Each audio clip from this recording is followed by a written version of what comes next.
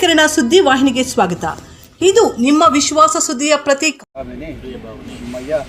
ಪ್ರಾರಂಭಿತ ನೂತನ ವೈದ್ಯ ಕೇಂದ್ರ ನಿರ್ಮಾಣಂ ಭಾಗ್ಯಂ ಆರೋಗ್ಯಂ ಸರ್ವ ಅಭೀಷ್ಟಂಚ ದೇಹಿ ಮೇ ಭೂವರಾಹ ದೇವತಾಭ್ಯೋ ನಮಃ ಆಪ್ಯಾಯಸ್ವ ಸ್ತುತೆ ವಿಶ್ವತಸ್ವ ವೃಷ್ಟಿಯಂ ಭವಾಜಸ್ಯ ಸಂಗತೆ ಅಪ್ಸು ಮೇ ಸೋಮೋ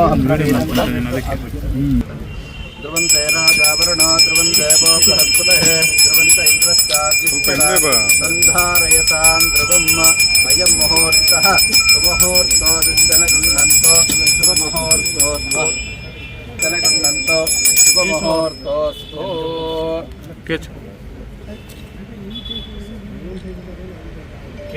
ಥ್ಯಾಂಕ್ ಯು.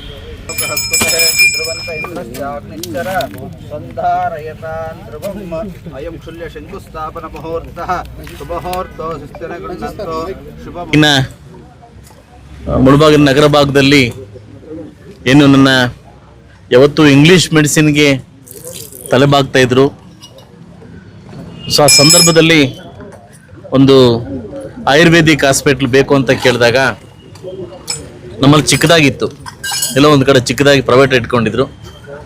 ಲಾಸ್ಟು 2 ವರ್ಷಗಳ ಹಿಂದೆ ಅದನ್ನು ಪ್ರಸ್ತಾವನೆ ಸಲ್ಲಿಸಿ ಅನುಮೋದನೆ ಕೊಟ್ಟಾಗ 1 ಕೋಟಿ ರೂಪಾಯಿ ಅನುದಾನವನ್ನು ಫಸ್ಟ್ ಹಂತದಲ್ಲಿ 48 ಲಕ್ಷ ಬಿಡುಗಡೆ ಮಾಡಿಕೊಟ್ಟು ಸ್ಟಾರ್ಟ್ ಮಾಡಿ ಅಂತ ಕೊಟ್ಟಿದ್ದಾರೆ. ಇದಕ್ಕೆ ಸೆಂಟ್ರಲ್ ಗೌರ್ಮೆಂಟ್ಗೆ ಸಂಬಂಧಪಟ್ಟಂಗೆ ಅದರಿಂದನೂ ಸುಮಾರು ಕೋಟಿ ಅಮೌಂಟ್ ಬರ್ತದೆ. ಎಲ್ಲ ಸೆಂಟ್ರಲ್ ಮತ್ತು ಸ್ಟೇಟಿಂದ ಒಂದು ಯುನಾನಿ ಹಾಸ್ಪಿಟ್ಲ್ ಕಟ್ಟಕ್ಕೆ ಏನು ಅನುಮೋದನೆ ಕೊಟ್ಟು ಜಾಗ ಕೊಟ್ಟಿದ್ದೀವಿ. ಇದು ಒಳ್ಳೆ ಹಾಸ್ಪಿಟ್ಲ್ ಮುಂದೆ ಒಳ್ಳೆ ಜಾಗ ಇದು. ಸೊ ಈ ಜಾಗನ ಯುನಾನಿ ಹಾಸ್ಪಿಟ್ಲ್ ಕೊಟ್ಟು ಇವತ್ತು ಗುದ್ಲಿ ಪೂಜೆ ಮಾಡಿಕೊಟ್ಟಿದ್ದೀನಿ. ಅತಿ ಶೀಘ್ರದಲ್ಲೇ ಕೇವಲ ಒಂದು 6 ತಿಂಗಳಲ್ಲಿ ಅಥವಾ 7 ತಿಂಗಳ ಒಳಗಡೆ ಈ ಉದ್ಘಾಟನೆಗೆ ಆಗಬೇಕು ಅಂತ ಆರ್ಡರ್ ಆಗಿದೆ. ಸೊ ಆದಷ್ಟು ಬೇಗ ನಾಳಿಂದನೇ ನಮ್ಮ ನಿರ್ಮಿತಿ ಕೇಂದ್ರದವರು ಇದನ್ನು ಸ್ಟಾರ್ಟ್ ಮಾಡ್ತಾರೆ. ಸೊ ಇವತ್ತು ಸಾಕಷ್ಟು ಜನ ಕೆಲವರು ಆಯುರ್ವೇದಿಕ್ ಇದನ್ನ ಪದ್ಧತಿ ತುಂಬ ಇಷ್ಟ ಬೀಳ್ತಾರೆ, ಕೆಲವು ಅಲೋಪತಿ ಇಷ್ಟ ಬೀಳ್ತಾರೆ. ಅವರವರ ಸಂಪ್ರದಾಯ ತಕ್ಕಂಗೆ ಸೊ ಆಯುರ್ವೇದಿಕ್ ಹಾಸ್ಪಿಟ್ಲ್ ಕೂಡ ಇರಲಿ ಅಂತ ಈ ಒಂದು ಹಾಸ್ಪಿಟ್ಲ್ ತಂದಿದ್ದೀನಿ. ಸೊ ತಮಗೆಲ್ಲ ಗೊತ್ತಿದ್ದಂಗೆ ಇವತ್ತೇನು ನಂಗ್ಲಿ ಒಂದು ದೊಡ್ಡ ಹಾಸ್ಪಿಟ್ಲ್, ಅವತ್ತು ಮುಳಬಾಗಲ ಟೌನಲ್ಲಿ ಮಕ್ಕಳ ಹಾಸ್ಪಿಟ್ಲ್ ದೊಡ್ಡ ಹಾಸ್ಪಿಟ್ಲು, ಹಾಗೂ ಈಗ ತಾನೇ ಒಂದು ದೊಡ್ಡ ಮಟ್ಟಕ್ಕೆ ಒಂದು ಹಾಸ್ಪಿಟ್ಲ್ ಮತ್ತು ಮುನ್ಸಿಪಾಲಿಟಿ ಮಾಡಿ ಜಾಗದಲ್ಲಿ ದೊಡ್ಡ ಹಾಸ್ಪಿಟ್ಲ್ ಕಟ್ಟಲಿಕ್ಕೆ ಕೂಡ ಜಾಗವನ್ನು ತೆರವುಗೊಳಿಸಿದ್ವಿ.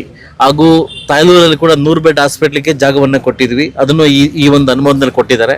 ಇವತ್ತು ತಮಗೆ ಗೊತ್ತಿದ್ದಂಗೆ ಏನು ನಮ್ಮ ಆಯುಷ್ಮಾನ್ ಹಾಸ್ಪಿಟ್ಲು 7 ಹಳ್ಳಿಗಳಲ್ಲಿ ಇವತ್ತು 7 ಹಳ್ಳಿಗಳಲ್ಲಿ ಕೂಡ ಸೇಮ್ ಅಮೌಂಟ್ ಹಂಗೆ 70-75 ಲಕ್ಷದಲ್ಲಿ 7 ಹಾಸ್ಪಿಟ್ಲ್ ಕೊಟ್ಟಿದ್ದೀವಿ. 7 ಹಾಸ್ಪಿಟ್ಲಿಗೂ ಈ ಮಂತ್ ಎಂಡಿಂಗಲ್ಲಿ ಕೂಡ ಅದನ್ನು ಒಂದೇ ದಿವಸ 2 ಡೇಸಲ್ಲಿ ಮಾಡಿಕೊಟ್ಟು, ಅದೇನು ಅಂತಂದರೆ ಕೆಳಗಡೆ ಹಾಸ್ಪಿಟ್ಲು ಮೇಲೆ ಕ್ವಾರ್ಟರ್ಸ್ ಕೊಟ್ಟಿದ್ದಾರೆ. ಅದಕ್ಕೂ ಸೇಮ್ ಇದೇ ಥರನೇ ಕೂಡ ಇಲ್ಲೂ ಕೂಡ ಕೊಟ್ಟಿದ್ದೀವಿ.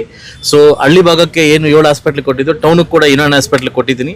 ಸೊ ಮುಂದಿನ ದಿವಸದಲ್ಲಿ ಇನ್ನೂ 14 ಹಾಸ್ಪಿಟ್ಲು, 14 ಪಂಚಾಯತಿಗಳೆಲ್ಲ 14 ಹಾಸ್ಪಿಟ್ಲ್ ಕೂಡ 2ನೇ ಹಂತದಲ್ಲಿ ನಾವು ಕೊಡ್ತೀವಿ ಅಂತ ಸರ್ಕಾರ ಒಪ್ಕೊಂಡಿದ್ದಾರೆ. ಇಲ್ಲಿ ದುರಂತ ಏನಂತಂದರೆ ಸೆಂಟ್ರಲ್ನಿಂದ ಬರಬೇಕಾದ ಫಂಡ್ ಆಲ್ರೆಡಿ ಬಿಡುಗಡೆ ಆಗ್ಬಿಟ್ಟಿದೆ, ಸ್ಟೇಟಿಂದ ಬರಬೇಕಾದ ಫಂಡ್ ಇನ್ನೂ ಬಿಡುಗಡೆ ಆಗಿಲ್ಲ. ಈ ಆಯುಷ್ಮಾನ್ ಭಾವ ಹಾಸ್ಪಿಟ್ಲ್ ಏನಂತಂದರೆ ಸೆಂಟ್ರಲ್ ಮತ್ತು ಸ್ಟೇಟ್ ಮಾಡ್ತಕ್ಕಂಥ ಕೆಲಸ. ಸೆಂಟ್ರಲ್ ಅಮೌಂಟ್ ಬಿಡುಗಡೆ ಕೊಟ್ಬಿಟ್ಟಿದ್ದಾರೆ, ಸ್ಟೇಟ್ ಇನ್ನೂ ಕೊಟ್ಟಿಲ್ಲ. ಅವ್ರು ತಡೆ ಮಾಡ್ತಾರೆ, ಕೊಡ್ತೀವಿ ಅಂತ ತಡೆ ಮಾಡ್ತಾರೆ. ಈ ಹಾಸ್ಪಿಟ್ಲ್ ಕೂಡ ಸೆಂಟ್ರಲ್ನಿಂದ ಬರಬೇಕಾದ ಅಮೌಂಟ್ ಬಂದಿದೆ, ಸ್ಟೇಟಿಂದ ಬರಬೇಕಾದ ತಾರತಮ್ಯ ಮಾಡ್ತಾ ಇದ್ದಾರೆ. ಆದಷ್ಟು ಬೇಗ ಘನ ಸರ್ಕಾರ ಈಗ ಬಂದಿರತಕ್ಕಂಥ ಮುಖ್ಯಮಂತ್ರಿಗಳು ಆದಷ್ಟು ಬೇಗ ನಮಗೆ ಅನುದಾನ ಏನು ಬ್ಯಾಲೆನ್ಸ್ ಇರ್ತಕ್ಕಂಥ ಅನುದಾನವನ್ನು ಬೇಗ ಬಿಡುಗಡೆ ಮಾಡಿಕೊಟ್ಟು ಅಭಿವೃದ್ಧಿ ಕೆಲಸಕ್ಕೆ ಮುಂದಾಗಬೇಕಂತ ನಾನು ಕೇಳ್ಕೊತೀನಿ.